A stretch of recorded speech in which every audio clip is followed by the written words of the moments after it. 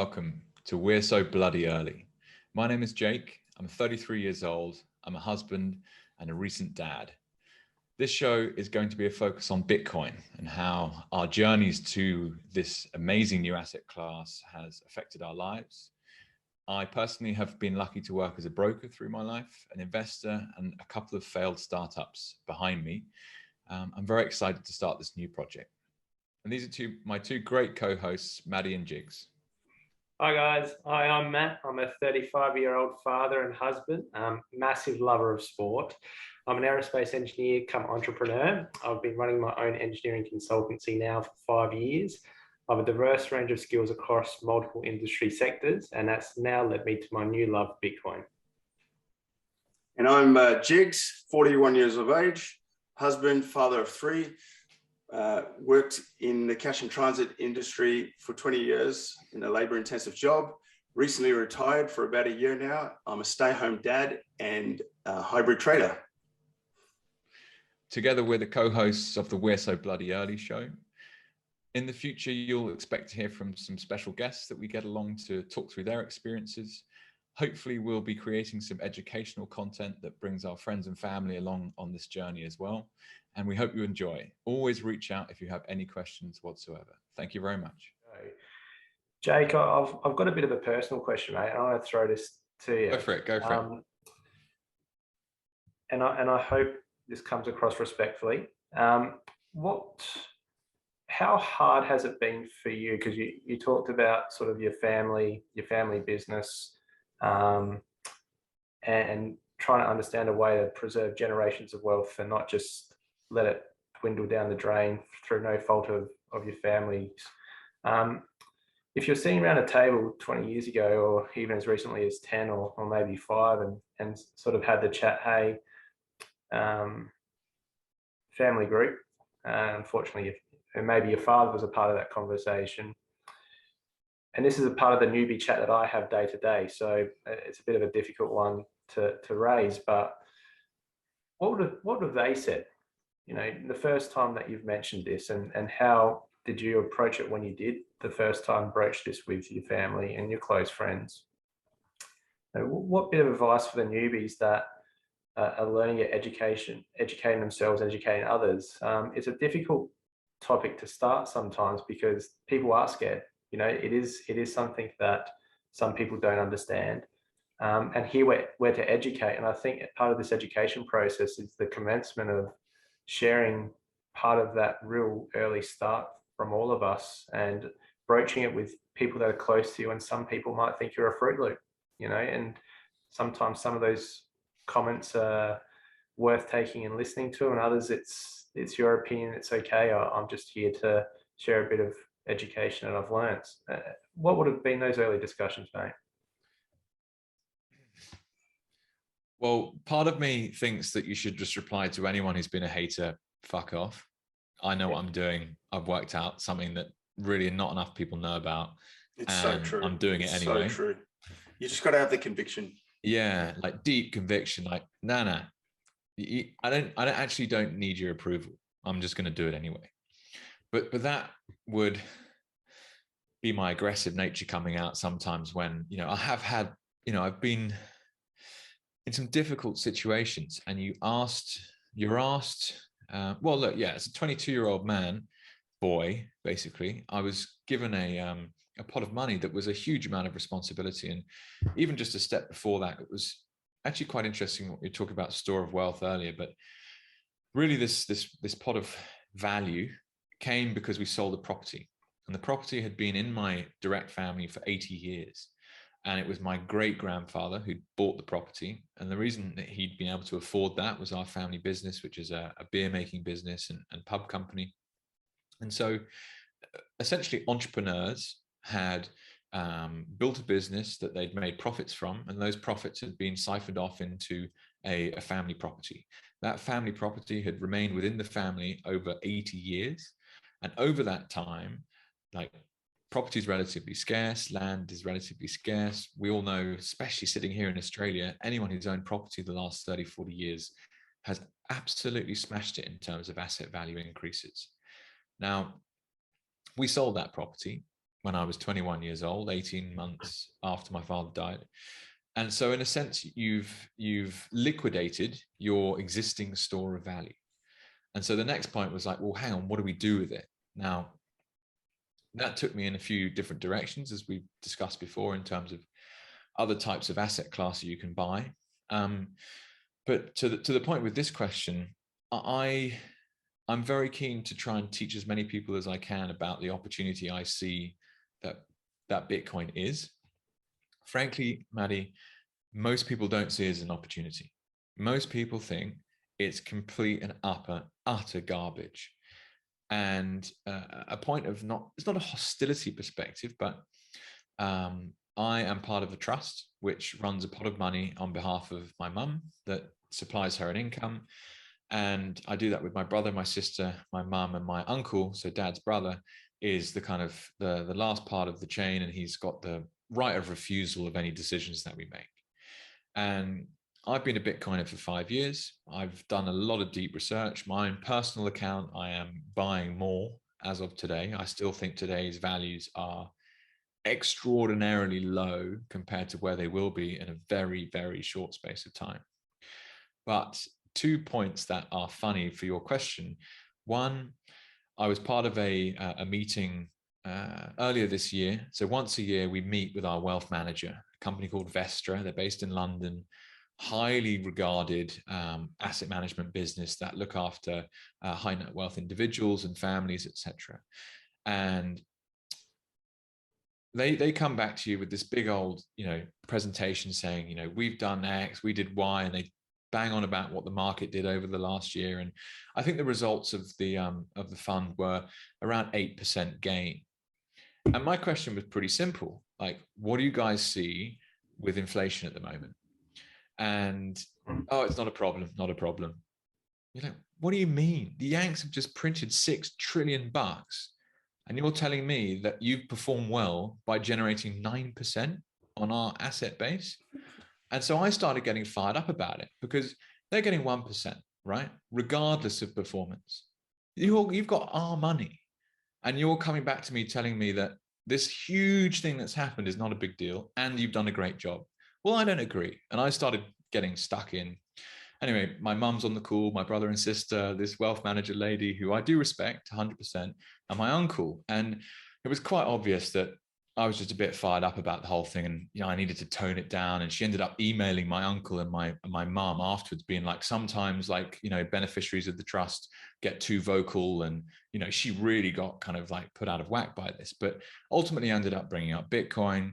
She just completely slammed it as a total waste of time, uses too much energy. They can create more of them whenever they want, doesn't have a board of directors you can stand behind. If we ever saw anything like this in this space, we look for a Bank of England digital coin. And you just go, oh my God, no. You've got to be kidding me. Anyway, long story short, I got laughed out of a pretty serious wealth management meeting by a top wealth management business in London in the last 12 months. So any newbie out there that is thinking of putting their own money into Bitcoin, don't worry, because even professional investors that think they are the most amazing people in the world, that have incredible qualifications, they don't actually understand Bitcoin. But you've got the opportunity to do that before they do. That is what makes this such an incredible investment opportunity, is front running the professional investors. The last point I'm going to make is more just an amusing one, but consequent to that meeting, I managed to persuade my mum, brother, and sister to part ways with, I think, 2% of the total value of the pot of money that we're running on mum's behalf. And I got them to buy Bitcoin. Absolutely pumped about this. So I'm now, sitting in a multi-sig setup off an exchange using Unchained Capital to never, ever, ever, ever be sold. End of story. My brother and sister took quite a lot of persuading. Eventually, we're like, fine, whatever. They just don't see the opportunity. They don't see the problem it's solving. They're just not that interested. Mum, on the other hand, was pretty on board about the whole thing almost from the start. My mum, in order to push this through, had to email my uncle, so dad's brother, just to say, by the way, as a trust, we've decided to buy some Bitcoin. And his reply was, God, I really hope Jake hasn't lost too much money buying that stuff. He hasn't, you know, I've sent him a few things. He hasn't bothered to engage. He hasn't But bothered that's what to some people, understand what the opportunity is. He just shut it down. To think like, mate, I'm 33 years old. I've spent 10 years looking after this pot of money. How do you not have any more inkling to think that I've taken more of an done the effort? homework.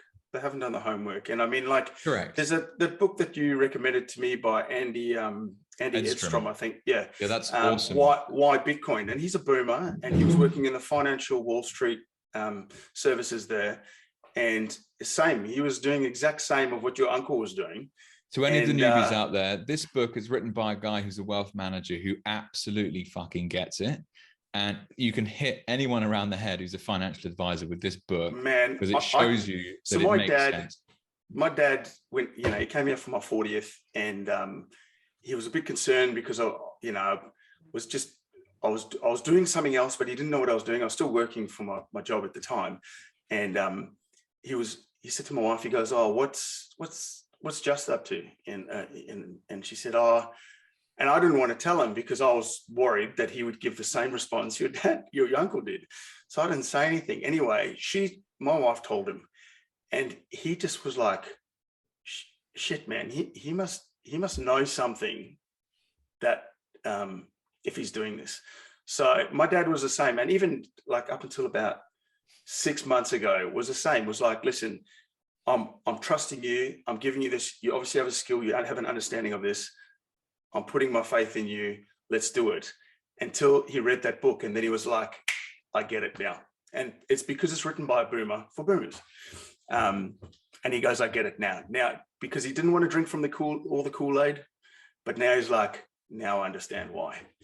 So everyone, like you said at the start of this conversation, everyone's got their reasons why they get into this and what clicks for them when they get in the rabbit hole. But it's everyone that's come in and got it understands it. Like, there hasn't been anyone that's come in, done the homework, and then hasn't got it. I think one thing that both of you have referenced and interesting there, Jake, thanks for really going down that personal journey. I had a very similar discussion. I mentioned my accountant recently, but I went to a financial, what's it called, investor, or whatever bloody called, wealth manager, and I posed a similar question, and he just said, "Oh, Tether wins that battle all day, every day. Not interested. Won't let you change your self-managed super." So I walked out there and shook his hand and said, "Enjoy your life." See ya. Yeah, some newbies that would be listening, and others that have been along the journey. The crypto market, again, we get fed a lot of stories from news, be that Twitter space, be that Google, be that television, so other social platform, and obviously through the life of a crypto market, there's been huge amounts of volatility. And Jigs, you referenced something really key, and I've learned that really early. Well, there's two parts. You touched on it, Jake, and Jigs, you also touched on it. I think everyone needs to understand that they need to do their own research, get their own financial advice, and understand what percentage of their net wealth they want to invest as a newbie. And that's part of the learning phase. And then they also need to understand, I think, if they're going to get into this game, that especially with altcoins, and that's totally separate, but they're an important part of the crypto space, that there is a huge understanding of patience and a strategy that's required. If a newbie like myself was to get in this space without surrounding myself with good people, good information, and doing my own research, there would have been a whole heap of wealth that I would have thrown down the drain, undoubtedly, recently, due to all the effects of some of the media that's been posted about bans, with some news in relation to what is cryptocurrency.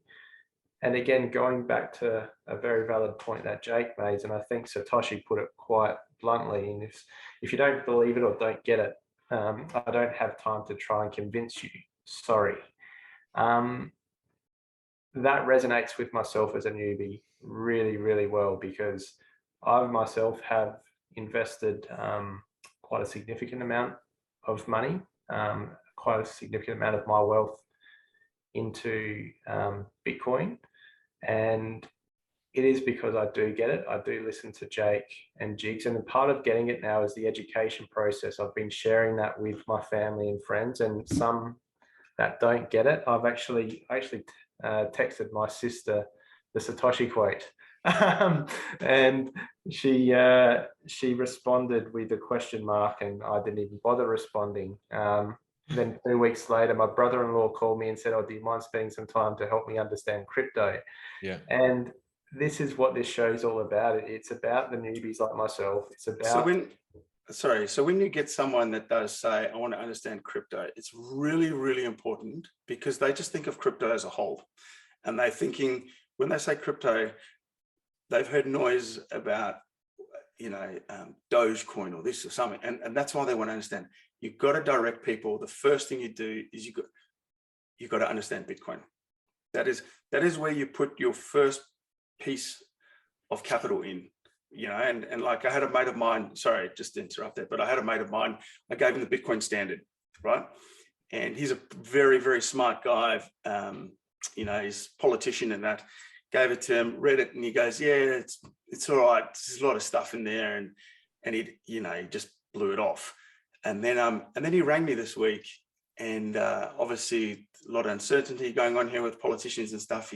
He sees that there's a lot of distrust in the politicians, and he's like, "Okay, I want to look at this again, but I just don't see how Bitcoin could solve anything, because they'll just shut it down." And I said, "You're missing the main point here. There's no single point of failure, because there is no one to shut down. There's no Mark Zuckerberg to call in. There's nothing of that. It's decentralized." And I said, that is the most important aspect. And the fact that there's only 21 million. And he said, I didn't know that it was decentralized like that. I didn't know. I thought that there was a company behind it.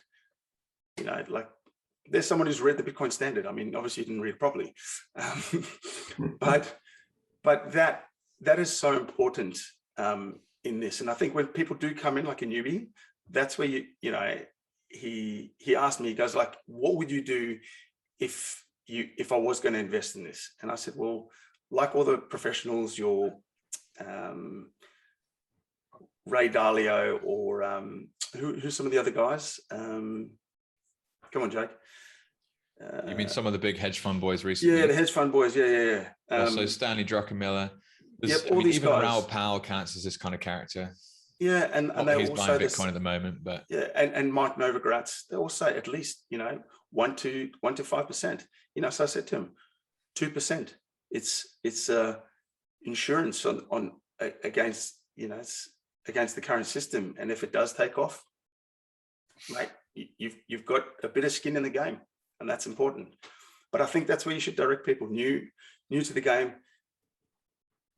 If you want to get in, and you want to get in now, and you're antsy to get in, buy some Bitcoin. Doesn't matter what price. The price you get is the price you get. Buy some Bitcoin. Then, if you want to learn more about how you can accumulate Bitcoin using other strategies, hey, great. Otherwise, if you've got a job, you just dollar cost average it every week. But I think that's really important about not what is crypto, it's what is Bitcoin. Yeah, and I think that's really valid. And it was a half.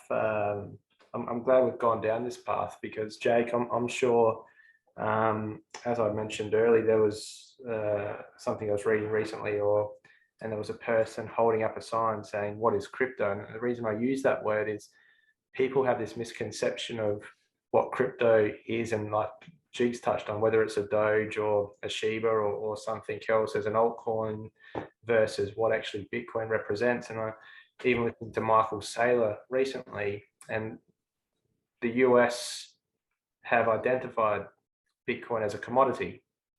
And so even as a regulator, they themselves identify what Bitcoin is as a store of value. And I think, Jigs, what you're touching on is really important there, whether it's the Bitcoin standard. I'm recently reading the Fiat Standard as well. Both of them unbelievable reads. But understanding Bitcoin's paramount, and also, so there's some famous sports sayings: is you deserve what you, you deserve what you get. And for Bitcoin, if it's a long-term strategy, there is volatility that's attached to it. And you're spot on again. This is a part of a mid to long-term view. And if people believe that this is a get-rich-quick scheme, they're certainly getting in it for the wrong reasons. It's about store of wealth, in my opinion, and maintaining that store of wealth forever. They mentioned that him and his family, it's not to be touched. And that really is what this is all about. I think it's an incredible opportunity for people to de-risk themselves.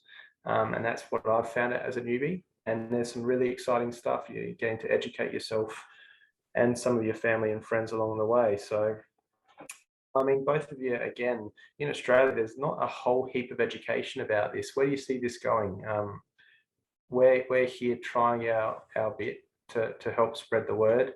But again, the understanding of Bitcoin, especially in Australia, you've mentioned it before, Jigs, we're well behind other parts of the world. Absolutely, we are behind. And interesting how you touch on that quick get rich quick. I mean, in this game, honestly, you have to come in with the mindset that, just think of the power of 3 years. Whatever you put in, you don't want to touch for 3 years. You want to let grow for 3 years. You don't plant a tomato tree and expect a tomato seed and expect to get tomatoes straight away. You got to let it grow. And that's so important in this game, because yes, we're going to have this volatility up and down, but it's like walking upstairs, it's like this. It's not, nothing goes up in a straight line. And it's really important for people to understand that when you come into this, it's a minimum 3-year play. Actually, on that, Jigs, you don't happen to have a chart you can pull up just on Bitcoin, just to show that the stepping process is real?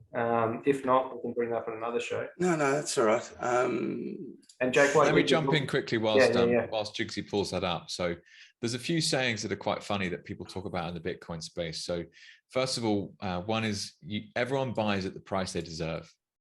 That's and right, it's one of those funny ones where it's a bit of a gag essentially, but people poo-poo it. Take that wealth manager I just mentioned, someone who literally for a job manages money on behalf of people. Nah, wasting time there. And it will still exist in 10 years' time, and they will buy it at some point in the future at extraordinarily large amounts more than what it is today. And so fool on them for dismissing this situation today so haphazardly as they did. And therefore it's this sense of intrigue that's so important, this whole process of asking questions and thinking, okay, well, what is this thing? How can I find out about it? How can I learn about it? And Matty, to your point, it's a totally self-taught game, this. No one is going to come along, hold your hand and say, hey, come this way, let me teach you about Bitcoin. No, you have to go out and you have to find out about it and you have to learn about it for yourself. And if you get to a point where you hold Bitcoin and it's a percentage of your wealth and you have the private keys to your wallet, you have taken self-custody of your wealth. This is something that is completely and utterly mental compared to the historical model. You're the only person in the world that has access to that account. Fact. And you can send it straight to someone else's account with no middleman. Fact. This is the ultimate responsibility of looking after your own wealth. And it's too big a step for some people. And even to me, I'm only just starting to understand now the ramifications of how valuable that actually is. Owning your own wealth. There was another thing I was going to say, and I've forgotten what it was. So hopefully Jigsy's pulled up a chart by now. Yeah, just that whole saying of everyone buys at the price they deserve.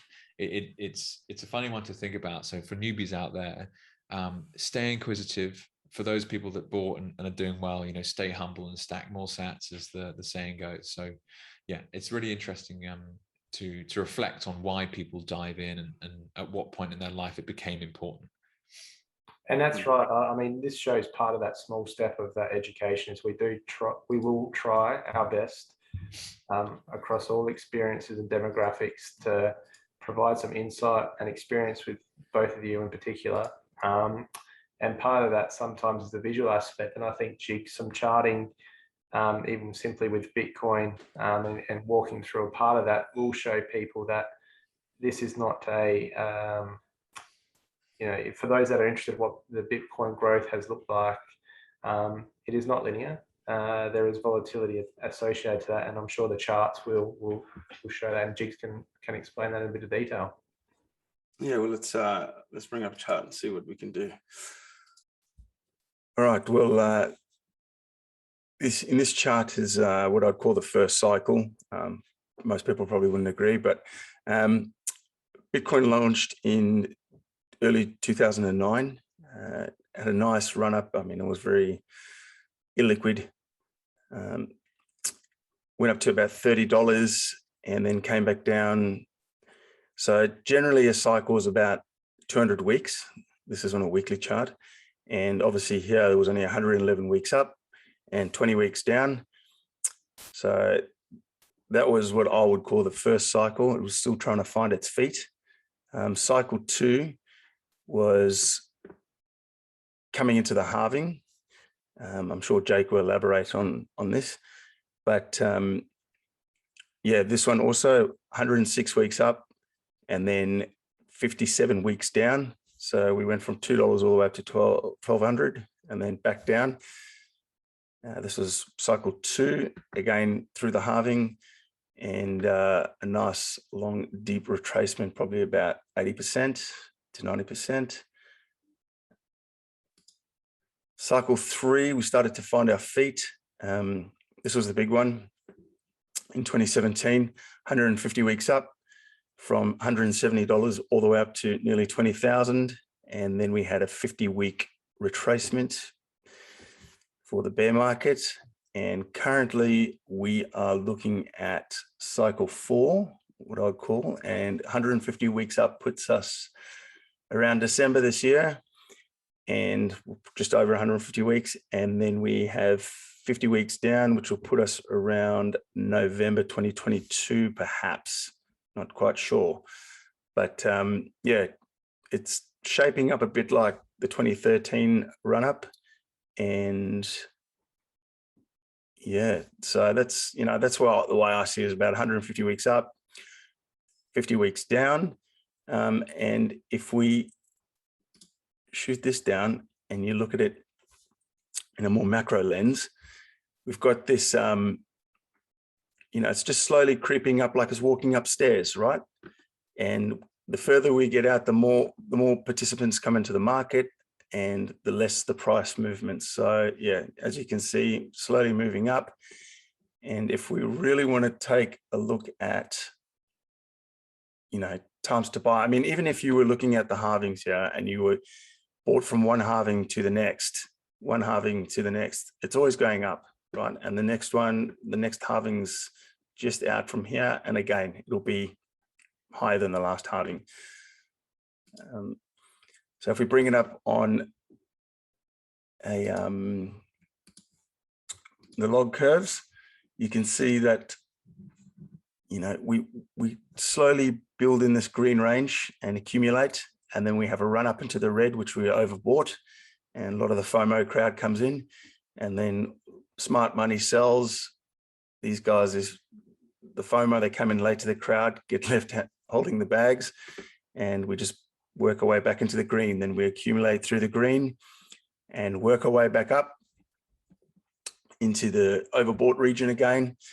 And that's your 150 weeks, and then about 50 weeks down. And then we slowly build again, up, up, up. And if we chuck on the cycles, so these are your 4-year cycles, right? And your halvings, shows generally 70 to 40 weeks out from a halving is a good time to start dollar cost averaging in. And I mean, I'm sure we can talk about that at another stage of what it looks like. But yeah, that's generally the take. 150 weeks up from the bottom. And then we have 50 weeks down, 150 weeks up, 50 weeks down, 150 weeks up. And yeah, we'll just see how it goes from there. But if Jake, you just want to elaborate on that, knock yourself out. One of the important questions to ask when you look at that chart is, why is that happening? And it's due to something called the halving. So again, this is to do with the inflation rate of Bitcoin, which we touched on earlier in this discussion, where every 4 years, the total amount of Bitcoin that is paid to Bitcoin miners halves, which means that the total available Bitcoin supply in the market to purchase is halving. This essentially means that there's a squeeze on supply, and demand therefore outstrips supply, and the price moves up. Now, whether or not Satoshi understood this is exactly how it would play out doesn't really matter at this point. What it means is that every 4 years there is a supply squeeze, and therefore, even if the demand remains constant, the price pushes up. And what this actually does is creates an incredible viral loop. Bitcoin has never, ever spent a single penny in promoting itself. We touched on altcoins earlier, and they're a whole separate discussion, which we can get to in a minute. But the point being is that the reason those peaks are happening is because the supply of Bitcoin into the market is changing essentially. So every 4 years it halves. This is therefore pushing up the price.